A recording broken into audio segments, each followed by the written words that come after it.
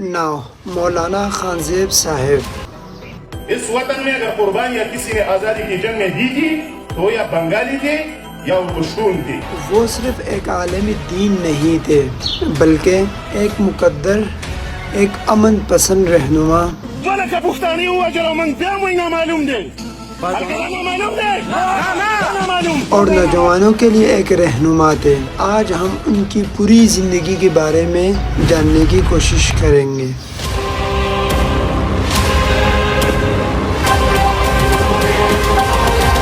مولانا خانزیب کا تعلق ضلع باجوڑ یعنی خیبر پختونخوا سے تھا.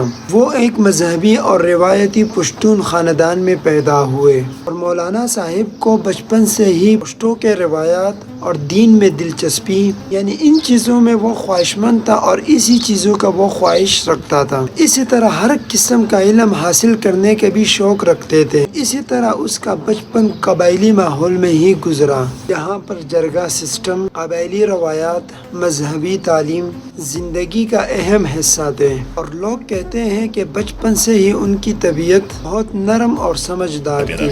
یعنی په اویایم لسیزه کې مونږ ګورو دلته کې مولانا مفتی محمود صاحب شکندے مولانا خانزیب صاحب نے ابتدائی تعلیم اپنے ہی علاقے میں حاصل کی یعنی کہ گاؤں کے جو اسکول ہوتے ہیں اس میں ہی تعلیم حاصل کی ابتدائی. اس کے بعد دینی تعلیم حاصل کرنے کے لیے مدارس کا رخ کر دیا. اسی طرح انہوں نے کئی سال تک قرآن، حدیث، اسلامی علوم کی تعلیم حاصل کی اور درس نظامی مکمل کرنے کے لیے وہ اسی طرح ایک عالم دین بن گئے. اسی طرح تعلیم کے دوران ہی مطالعے کا شوق، تاریخ میں دلچسپی اور تحقیق کا جذبہ ان کی شخصیت کا اہم حصہ بن گیا.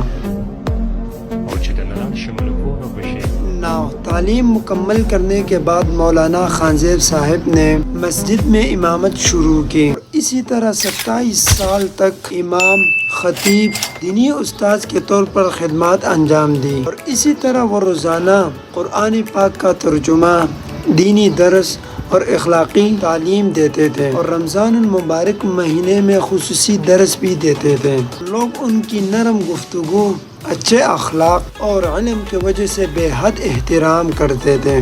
بے شمار بیوائی ہیں، ہزاروں کی تعداد میں جنگوں میں ہمارے بہت سے لوگ قتل ہوئے ہیں. یہاں پر بھیک مانگنے پر وہ مجبور ہو رہی ہے.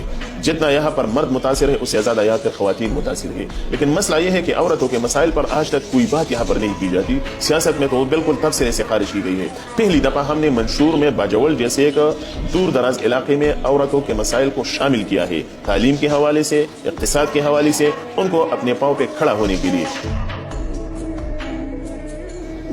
مولانا خانزیب صاحب ایک عالم دین نہیں تھے بلکہ اس کے ساتھ ساتھ پشتو تاریخ کے حقوق بھی تھے. انہیں خاص دلچسپی تھی باجوڑ کی تاریخ پر، پشتو قبائل، پشتو ثقافت اور پرانی روایات میں. سب باتوں کے علاوہ انہوں نے ایک مشہور کتاب بھی لکھی تھی جس کتاب کا نام ہے باجوڑ تاریخ کے روشنی میں. اس کتاب میں باجوڑ کی تاریخ، قبائلی نظام، پشتو ثقافت اور پرانے واقعات کو تفصیل کے ساتھ بیان کیا گیا. اسی طرح یہ کتاب پشتو تاریخ میں بہت اہم مقام بھی رکھتی ہے.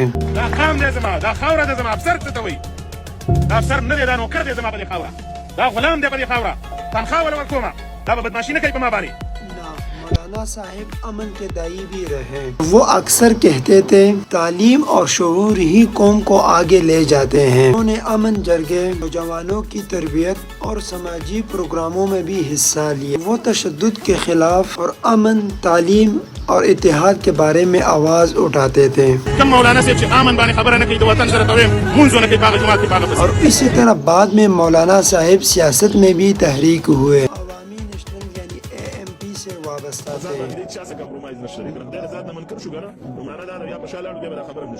اور وہ پشتون حقوق، امن اور قبائلی مسائل ان سب چیزوں پر کھل کر بات کرنے والے میں سے تھا. اور اسی طرح وہ 2024 کے انتخابات میں بھی حصہ لیا. ان کی تقریریں سوشل میڈیا، جلسوں اور عوامی جماعت میں کافی مشہور تھے.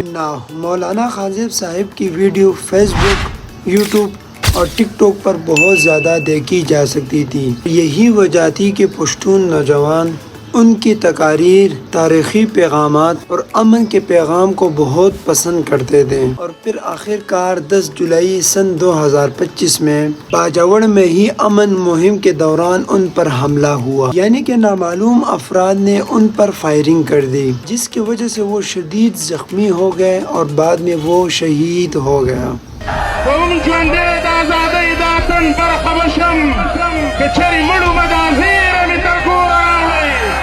وای د تور پنجاب تور کې دړې دومره مستې شولې، د تور پنجاب تور کې دړې دومره مستې شولې، راتې راتې د پښتونخوا د غروز مري مات کړ۔ کے بعد باجوڑ میں اور خیبر پختونخوا اور مختلف پشتون حلقوں میں غم کی ایک لہر دوڑ گئی، اور ان کی وفات کے بعد سیاسی رہنما، مذہبی شخصیات اور عام لوگوں نے بھی افسوس کا اظہار کیا۔ لوگوں نے انہیں عالم الدین، امن کا رہنما، پشتو تاریخ کے محقق کے طور پر یاد کیا۔ مولانا خانزیب صاحب آج اس دنیا میں نہیں ہے، لیکن ان کی باتیں، ان کی کتاب اور ان کی تقاریر اور امن کا پیغام آج بھی لوگوں کے دلوں میں زندہ ہے۔ اور اسی طرح وہ ایک ایسا انسان تھے کہ جنہوں نے دین، امن اور علم کے لیے اپنی زندگی وقف کر لی تھی۔ یو لوسنه غواړو چې د دې وطن نه به نورې کډې نه وړو، په دې خپله خاوره به ټینګېږو، مقابله به کوو۔ اور اسی طرح پشتون کی تاریخ سے کتابیں بھری پڑی ہے، جس میں امن، بہادری، امن کے لیے آواز اٹھانا، اپنے حقوق کے لیے لڑنا،